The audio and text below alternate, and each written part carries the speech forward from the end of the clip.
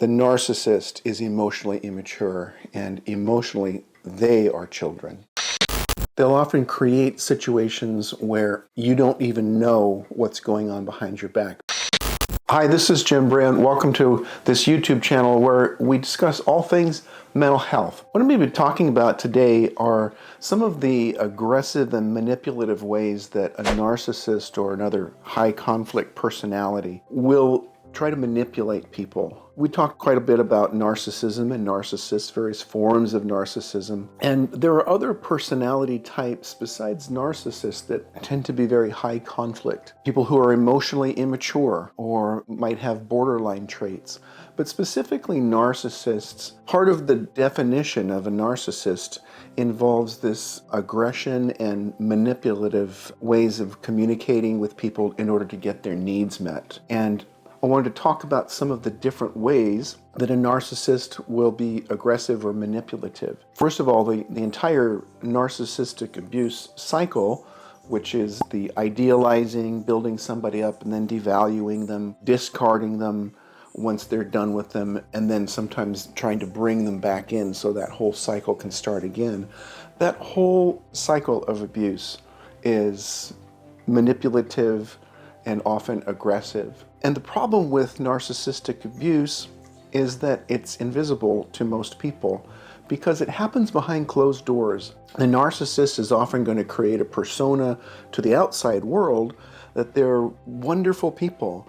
And then when the person who's being abused behind closed doors starts talking about the abuse, people outside are like, that doesn't make any sense. That's not the person that I know. The problem with that is that people outside the system only know Dr. Jekyll, so to speak, and have never met Mr. Hyde. One of the main defense mechanisms a narcissist will use is projection, meaning that they will blame other people for the things that they're doing. They will accuse other people of doing the corrupt or unscrupulous or ruthless things that they're doing. It takes the attention away from them and accuses the other person, and now they have to defend themselves.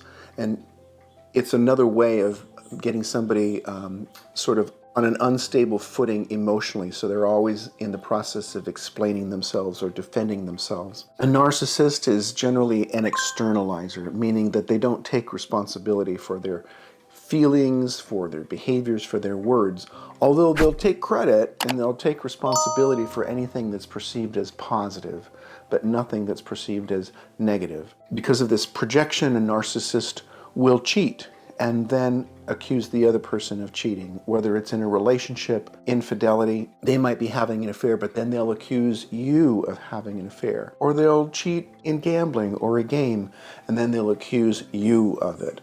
It happens in politics.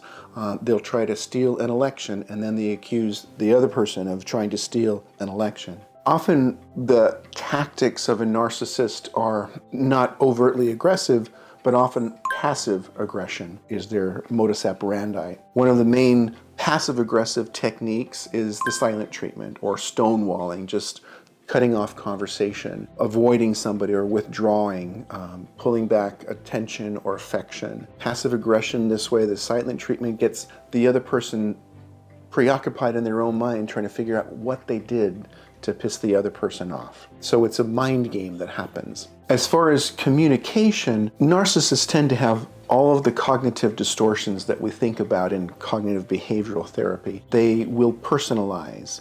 They will overgeneralize. They will label people. They will magnify or minimize depending on how it serves them. They tend to be very black and white in their thinking, or all or nothing in their thinking. And they'll badger people.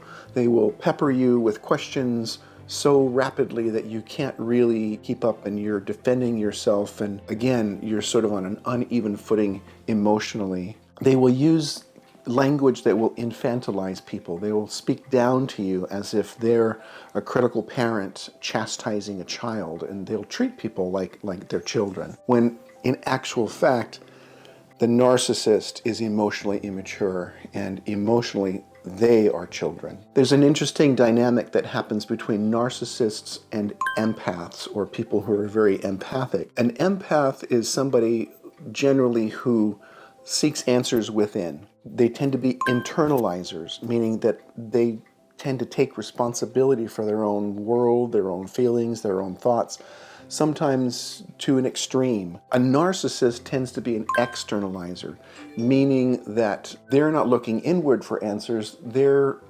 looking outward to explain the bad things that happen in their life. So they'll blame other people. And when they do this to an empath who's an internalizer tends to get caught up trying to figure out, what can I do to change this? And they'll end up questioning themselves, doubting themselves, apologizing for things that they don't have to apologize for. A narcissist will use external pressure to control people, meaning that they'll use other people to try to isolate somebody or control someone. Sometimes we think of this as enlisting flying monkeys. They'll get other people that they will enlist to do their bidding, meaning that they'll socially undermine a person. They'll tell someone things like, nobody there likes you. They all talk about you behind your back. You know that, don't you? To try to undermine you, to undermine your self-confidence and your self-esteem. And then they'll do what we think of as the smear campaign. They'll tell people all kinds of negative things about you, so that they have a totally different impression of who you actually are. They use lies, half-truths, create false narratives. They use gaslighting. Gaslighting is when somebody says or does something that makes you question your perception of reality. Like, did I see it the right way? You start to question your perceptions and then doubt yourself. They'll do things like hide personal belongings, so that you spend time running around trying to find something. And then they'll say, gosh, you're so forgetful. It's like, you do that a lot. Your mother had dementia. Are you sure you're okay? And again, this starts to make the person question their sanity. Sometimes they'll hide something of their own and then accuse the other person of taking it or moving it. Again, to create this conflict interpersonally. They will often manipulate to destabilize a person's emotions. They will feign confusion or exasperation or indignation. When somebody calls them on something that they'll do, they'll respond like, I can't believe you would say something like that. How could you think that I would do something like that? They'll often victim signal or act as if they are a victim, especially with somebody that's more of a covert narcissist. This is something very common for them. They'll say things like, I give and I give and I give, and after all that I've given you, this is the way that you treat me. And some people who are covert narcissists can actually be very giving people, and they will give to the point of exhaustion in order to gain approval or social status. But then they always need recognition for that. And if you don't recognize what they're doing for you or for other people, then they'll throw it back at you. We see often in what we think of as a spiritual narcissist or a communal narcissist, these are people who create the impression of being selfless, of being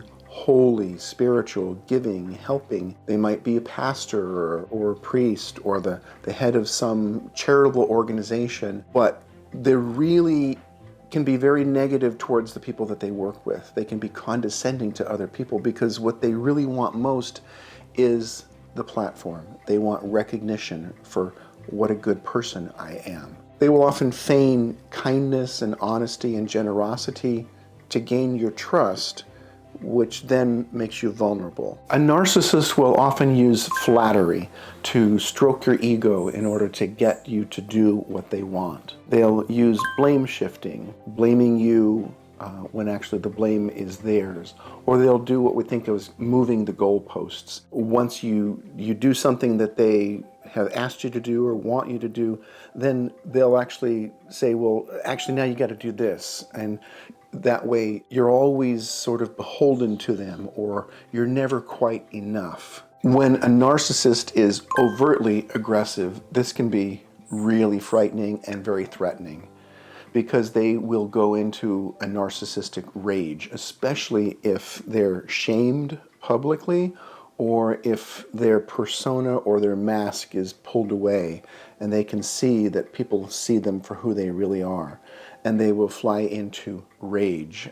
They'll create drama. We'll have over-the-top feelings and reactions that will make them feel powerful and then they can dump all of their toxic emotions onto other people. And then you're put on the defensive. They will use guilt and shame. They will name call. And often what happens with a narcissist in a relationship is there's something called emotional contagion.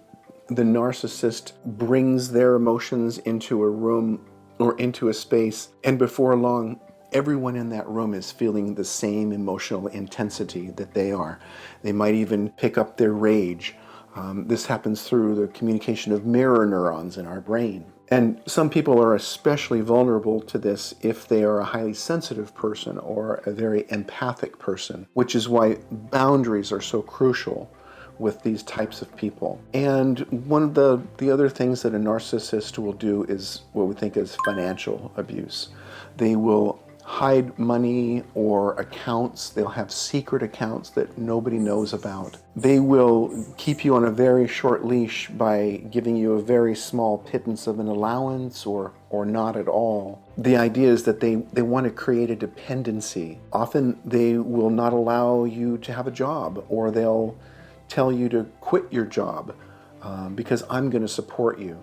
And then when you do, then they start complaining that you never contribute. There's lots of examples of financial abuse, and I have worked with individual clients that have told me just unbelievable stories about how a father will cut one of their children out of the will, steal money from them, hide money, and then will enlist the siblings after he's gone to make sure that that one person never gets any money from the estate. They'll often create situations where you don't even know what's going on behind your back because financially they're playing a shell game, often illegal things as well. This is kind of a quick overview of some of the aggressive and manipulative tactics that a narcissist will use. I think it's helpful to start identifying some of these things so that people can connect the dots and figure out, is that what's going on in this relationship? Because often narcissism, specifically covert narcissism, is something that people have a hard time identifying. So I encourage you to like and subscribe and sign up for notifications so we can let you know when more videos are coming out. And feel free to put comments in the comment section. Let me know what you think and what you'd like to hear about. And I enjoy reading some of the constructive conversations that happen in the comment section. Until next time, take care of yourself and take care of each other.